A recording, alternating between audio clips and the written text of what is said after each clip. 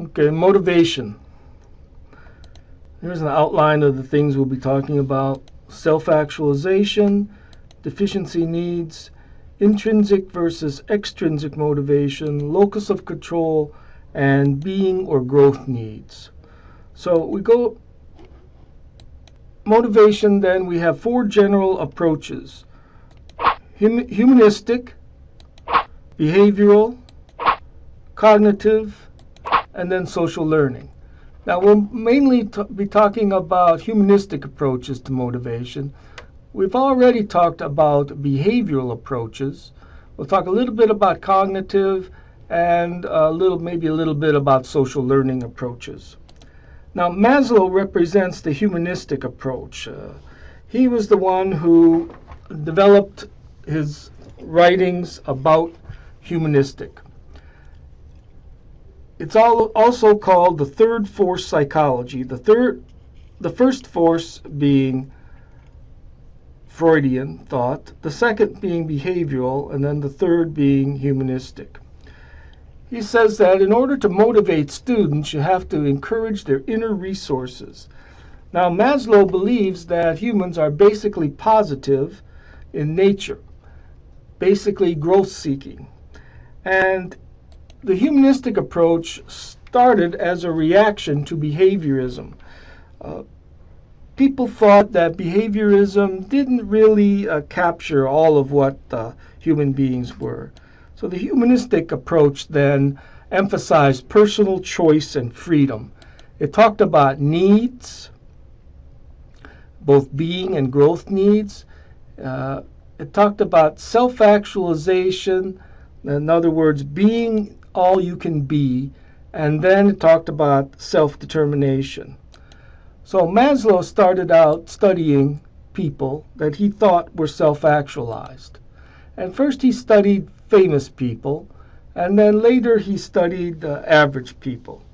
So he said that people that are self-actualized, which he defined as being the best you can be, reaching your full potential, they have a clear view of reality.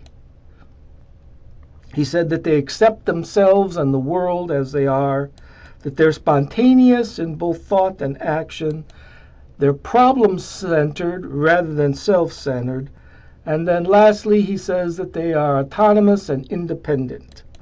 He also said that they are sympathetic to the human condition, they tend to promote common welfare, they're democratic in thought and action, they're creative.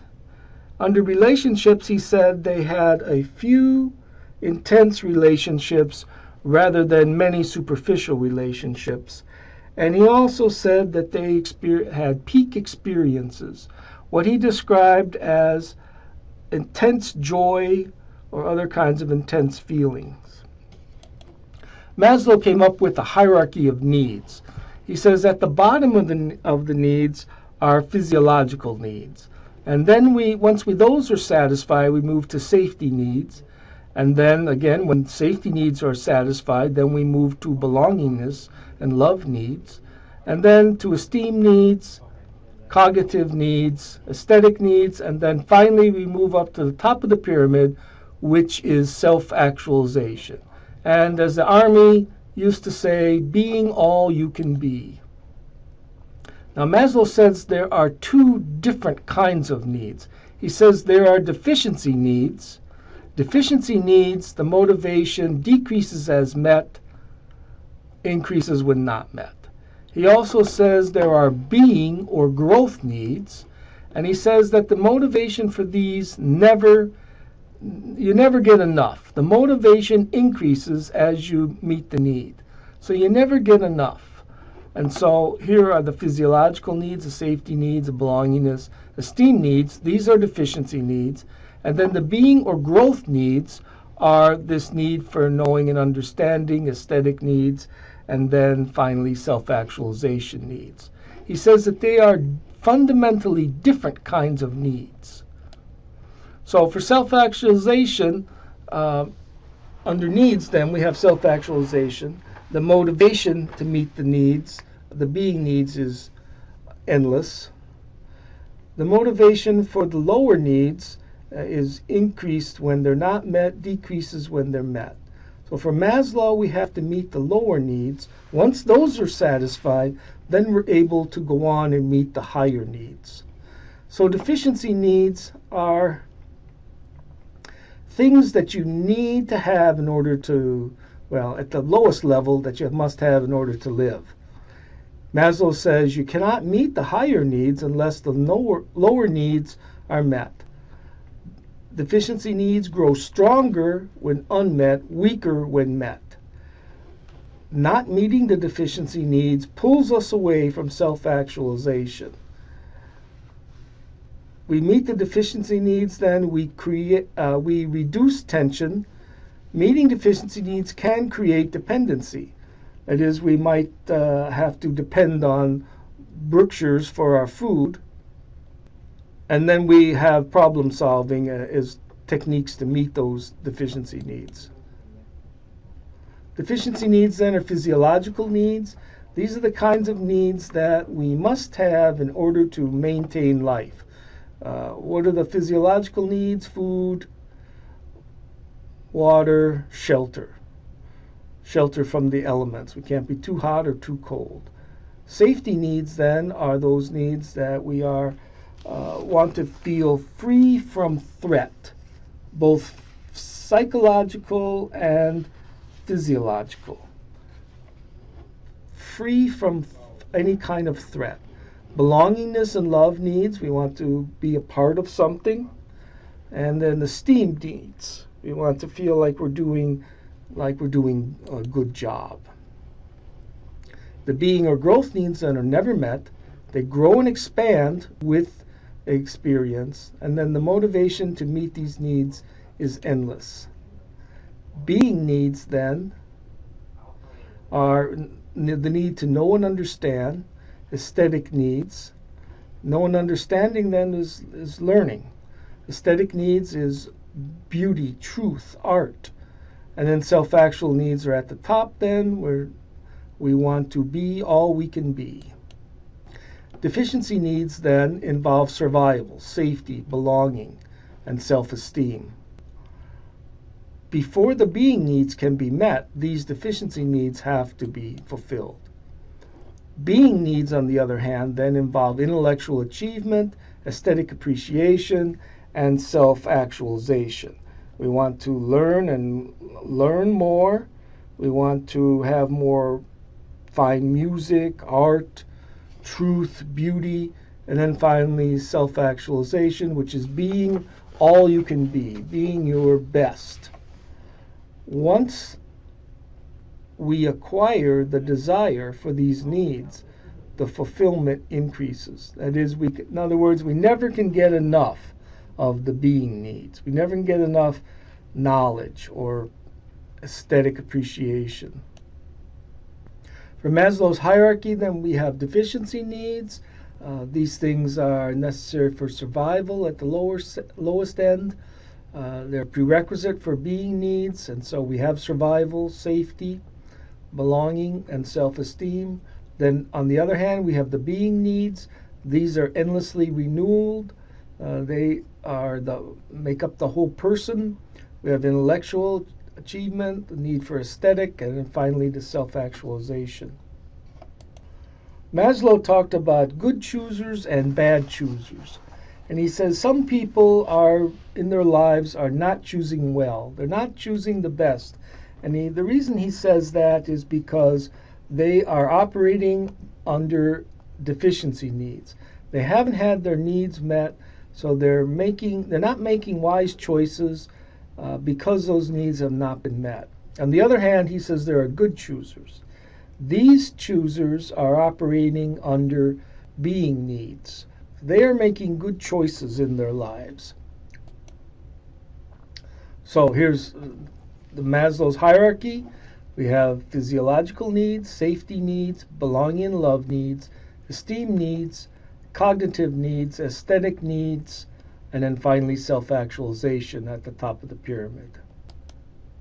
Conclusions then on Maslow's ideas is that we see that we have needs for belonging and safety, and that we must have the survival needs met before we can move on to the higher needs. We also understand that there is an interrelationship of needs. That is, one level has to be met before we can get to the next level for the being needs. Applications then would be Head Start, immunization clinics, free lunch, free breakfast, latchkey checks, hygiene checks. Implication for teachers: first we need to meet the lower needs, then we can meet the higher needs. We have a need for positive relationships. We have a need for a safe learning environment. We want to encourage autonomy in our students.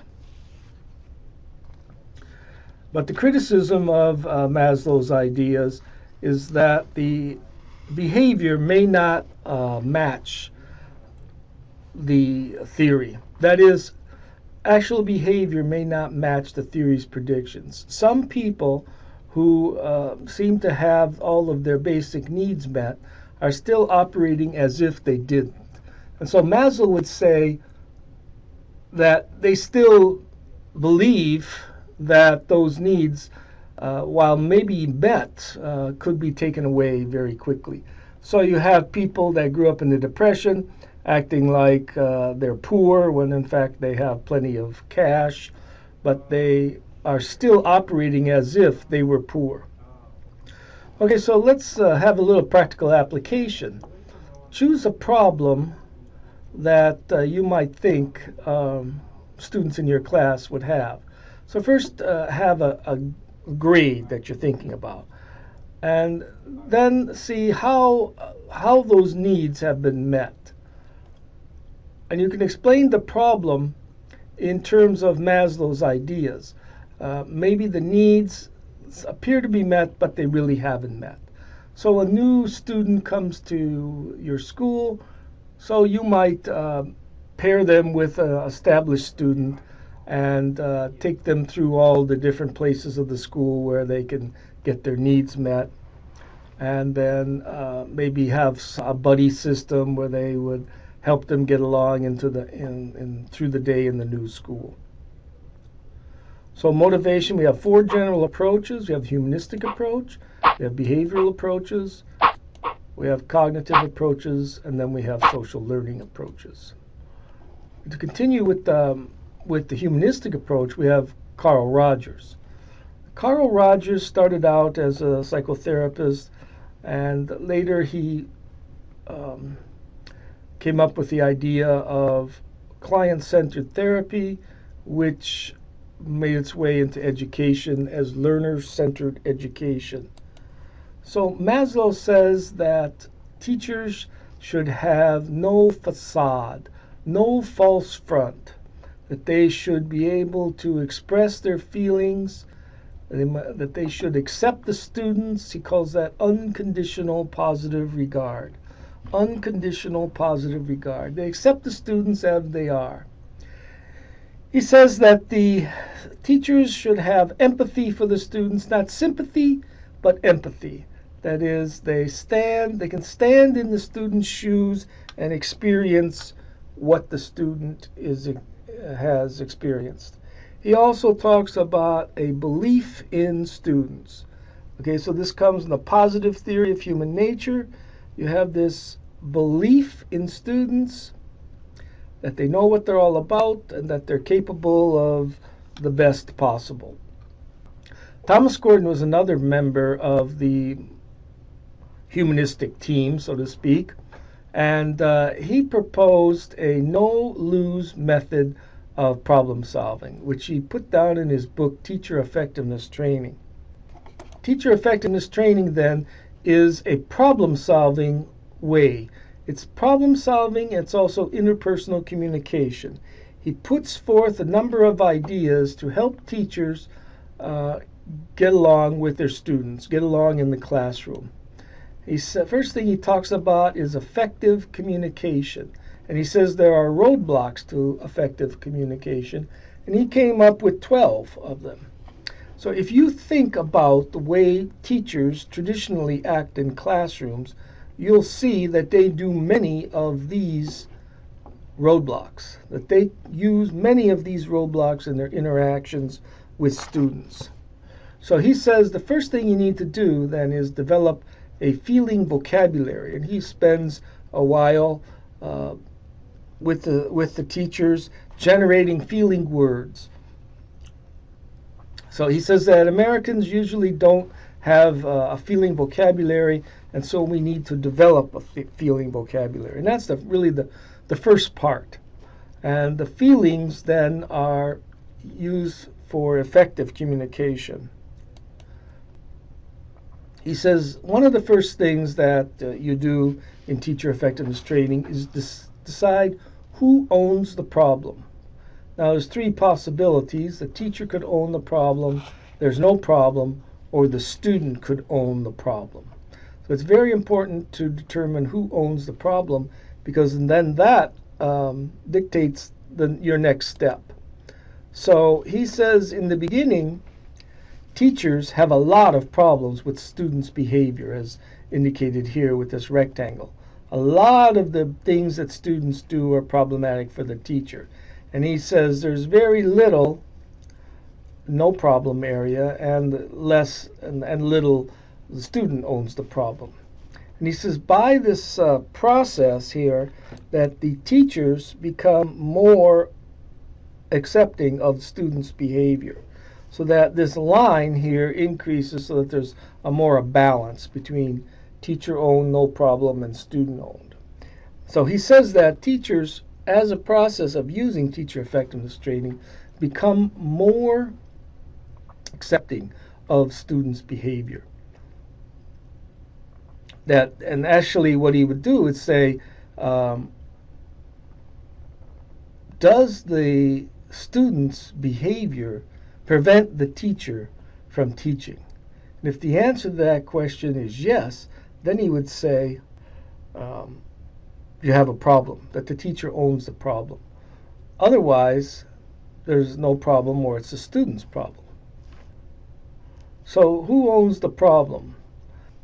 In order to figure out if the teacher owns the problem, he must ask the question, does this behavior affect my role as a teacher? That is, am I prevented from teaching because of the student's problem? If the answer is yes, then the teacher owns the problem. If the answer is no problem, then fine. Or if the answer is the student owns the problem, then he would use active listening. If the teacher owns the problem, then the teacher would begin the problem-solving techniques. So he says, first, if I own the problem, I'm the teacher, that I want to get the student to change their behavior. And the way that starts is with the I message. So in an I message, there's a statement about feelings. There is the tangible and concrete effects of the behavior on you, and then you have to specify the behavior. So for example, if the students are talking out of turn when the teacher is trying to lecture, then the teacher would say, I own the problem. And how does the teacher feel? Well, how do you feel when you're a teacher and the students are talking? So are you angry? Are you frustrated? Or whatever? So then you have to first identify your own feelings, right? So some teachers, they think this is nonsense, but Gordon's philosophy goes under the theory of human nature, of the positive view. That he has a positive view of human nature. So he's basically expecting, and he's really expecting, that most people are positive in terms of their human nature. So how do I feel when the student is misbehaving? I feel angry, I feel frustrated. What is the specific behavior that they're doing? So this is a non-judgmental description of the behavior. And then finally we have the tangible and concrete effect that the student's behavior has on the teacher. Now that sometimes is difficult, because if the students are wearing those funny earrings in their nose or in their lip, you may have a tough time convincing the student that it has a tangible and concrete effect on you. Now, I don't like it and you don't like it, but really, how does it affect me as a teacher? Does it prevent me from teaching? And most of the time, the answer is probably no. So let's go back then to where the students are talking when the teacher is trying to teach. And so how do I feel? Well, I'm frustrated. What is the specific behavior when the student talks out of turn? The tangible and concrete effect, again, this may be difficult, but let's just say for this example that I have to repeat the questions because some student didn't get it. So to use the I message here, you would say, I'm frustrated when you talk out of turn because it means I have to repeat the lecture.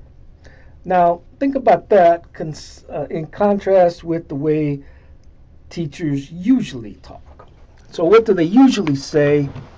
Well, it'd be something like, why don't you shut up because you're misbehaving. Again, if you look at those 12 roadblocks to communication, you'll see that teachers typically use these when students are not doing what they would like them to do. And so this is not helpful for problem solving. So what we have is then the use of active listening, and the question is, what happens when you use active listening and the student responds in a defensive way?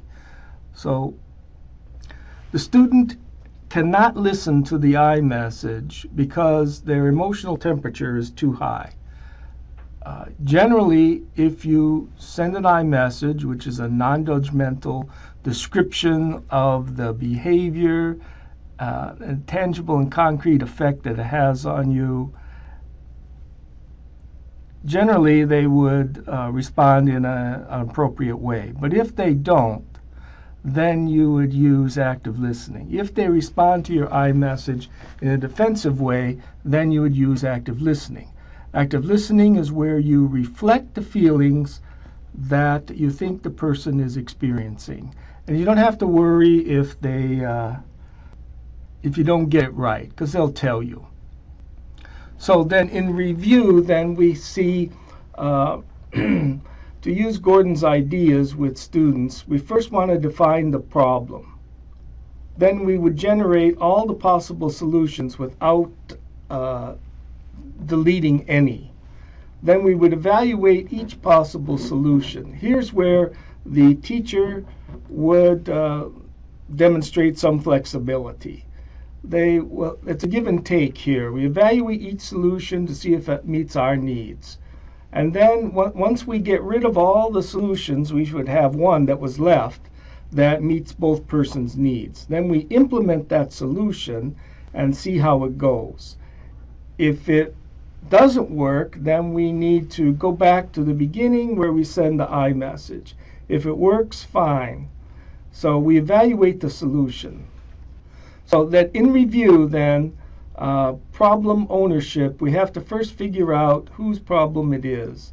We will use our I message. If we get a defensive response, we will use active listening until the emotional temperature of the student goes down to a level that they can hear our message. So here's an example of problem ownership. The student says, you always blame me, I don't like you, and you don't like me, and I hate you. Okay, the problem, who owns the problem? In this case, the student owns the problem. So what would the teacher's response be? Well, it would be active listening. You're really angry now. You blame me for your problems. Another idea of problem ownership. The student says, my dog got ran over last night. The problem, it's not the dog's, but it is the student's problem. The response would be active listening. You're really upset because your dog was killed yesterday. Problem ownership. A student starts yelling, failing after they get failing grades and says it's a teacher's fault. Who owns the problem? Well, here the student owns the problem. The response will be active listening. Many times in education, we falsely believe that if the student isn't doing well, that it must be the teacher's fault. And this is pervasive in education. It's not the teacher's fault if the student doesn't get passing grades. If all the students don't get passing grades, then maybe we have some ammunition to say it could be the teacher's fault. But in general, it's the student's responsibility to do what's necessary to get passing grades.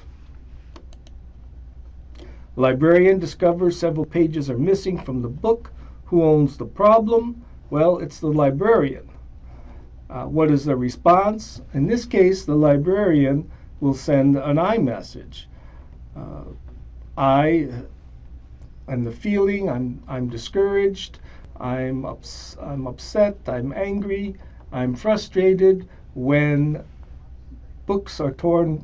pages are torn from books, because that means I have to replace the book. So in review then, the I message is the feelings that the person experiences, the non-judgmental description of the behavior when pages are torn from the book, and then the tangible and concrete effect that it has on the teacher. I have to replace the book. There's an example of problem solving with the book. First, after we communicate our I message, we get the students to buy into this idea that missing pages in the book is a problem, and we would generate all possible solutions. We don't select out any solutions until all of the solutions have been generated. Then we evaluate each solution in terms of whether it meets your needs or the student needs. When we select out, well, at the end we should have just one solution. We select that solution, then we implement that solution, and then we see how it works. If it works good, that's fine. If it doesn't work, then we have to start over again with the I message. Humanistic techniques in education. Humanistic techniques in education. Humanistic techniques in education has fallen out of favor in these days. In the 70s, it fell out of favor because of low SAT and ACT scores. Now, of course, we've got the problem of passing those minimum competency tests so you get to finish school. However, even though these humanistic techniques have passed, you can still use them in your classrooms if you like. One is sensitivity training. You have a group facilitator, not a leader, but a facilitator, and basically you just talk about your feelings. Another technique is values clarification. You choose your values and then you tell about why you have the values. During that process, you may find out that you really don't believe in some of the values that you thought you had. So you're demonstrating, you're explaining why you choose these values. There's pass-fail grading. For instance, maybe not in a whole course, but you could have pass-fail grading on an exercise of some kind. So the humanistic techniques fell out of favor, but that doesn't mean you can't use them. Okay, now we'll move to behavioral approaches to motivation. The core of behavioral approaches to motivation is reward and or incentive. We look at the history of rewards that the person has had with a particular behavior. So reward is a consequence of a particular behavior. If we do well in a course, then we tend to like that course. If we don't do well, then we probably don't like it very much. Incentives are encourage or discourage behaviors. Positive reinforcement will encourage the behavior. Punishment, by definition, will discourage the behavior. So for behavioral approaches, then, we look at the reinforcement. What is the history of reinforcement that the student has had? We understand the student's behavior by an analysis of the rewards and incentives. Again, look at the history. Has the student had favorable experiences or unfavorable ones?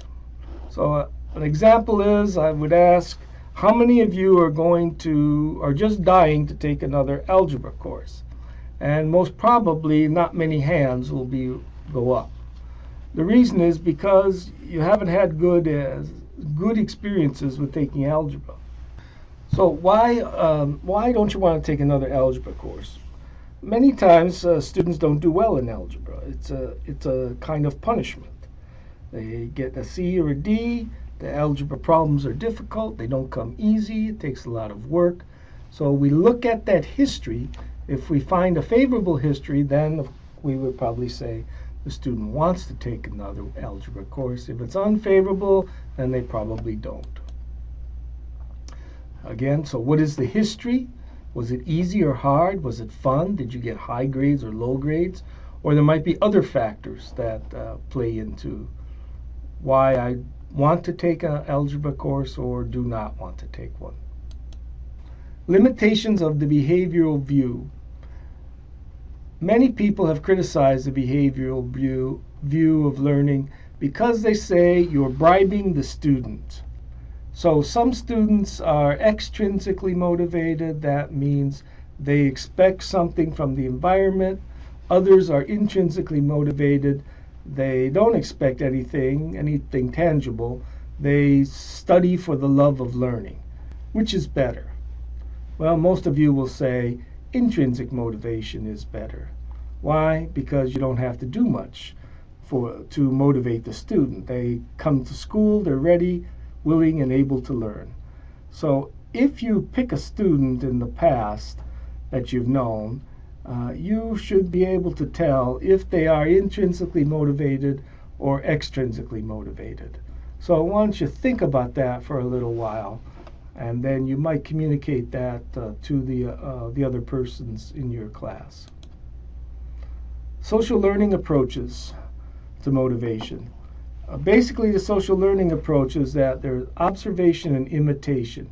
We observe behavior and we imitate it. In the vernacular, monkey see, monkey do.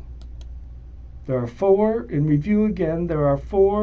general approaches to motivation: humanistic approaches, behavioral approaches, cognitive approaches, and then social learning approaches. The cognitive approach, the focus is on thinking. We have plans, we have goals, we have schemas, we have expectations, all in the cognitive arena. Cognitive approaches see people as active and curious, not passive, but active, wanting to go out there and learn. And the cognitive approach emphasizes intrinsically motivation.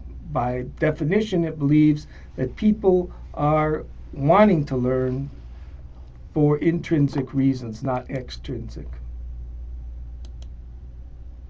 Achievement motivation attempts to explain success or failure. It attempts to explain achievement and failure or success. Attribution theory. This also helps us explain success or failure. Attribution theory looks at four elements: ability, effort, difficulty, and luck. Ability, effort, task, difficulty, and luck. If we look at ability, we'll see that most of the people have average ability. By definition, about 85% have average ability. And effort, what is effort? Well, effort is studying. Effort is learning. Task difficulty, well, that's the same for everybody. We all take the same test. And luck, well, Tina Turner said, what's love got to do with it? So I say, what's luck got to do with it? Luck doesn't have anything to do with learning. You may get lucky, but it really doesn't have much to do with learning. Okay, how do we explain success? There's a number of ways that people explain success. There's an internal locus of control, ability, effort, external locus. tax difficulty, and then good luck.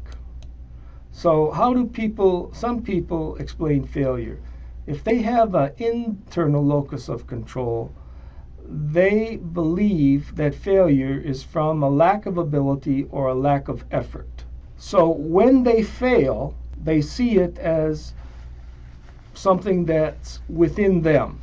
So if you have an internal locus and you fail, you attribute it to lack of ability or lack of effort. You can't really change ability, but you can do something about effort. External locus of control, they might explain failure as the test was too difficult or I was unlucky. Well, you can't control either of those. So external locus has a idea of either success or failure. Internal locus has pride in success, shame in failure. Okay, low achieving students oftentimes have the external locus of control. They believe that they're at the mercy of the environment. They don't think that what they do really changes how they're going to achieve. A high need achiever, on the other hand, they think, let's go back to high need achiever here. Let's go back to low achieving students with the external locus of control. And then go forward. High need achievers, they believe that they are successful because of what they do, because they study or they don't study enough. Examples of attribution theory would be internal versus external locus of control. Stable versus unstable. Controllable versus uncontrollable, and then we have internal locus, stable, controllable. An example of that is, I am good at studying for multiple choice tests, so I'll do well on the next educational psychology exam. Internal, stable, uncontrollable. The tests are always hard for me, so I won't do well in American literature. Reward structures. We can think about reward structures as basically two kinds, competitive or cooperative. Under competitive, we see individual and group competition. Within the group, in competitive, within the group there's cooperation. Between groups there's competitiveness. For the individual reward structure, everybody's competing against everybody else. Cooperative, on the other hand, would be where we're all working together to get that grade. So research suggests that cooperative reward structures are better for achievement in public schools. Okay, does the teacher's attitude or personality affect the motivation? Many people would say yes, it does. What are 3 things you can do to improve motivation? Why don't you stop, think about it, and then communicate with your fellow students in the class what you think you could do to improve motivation.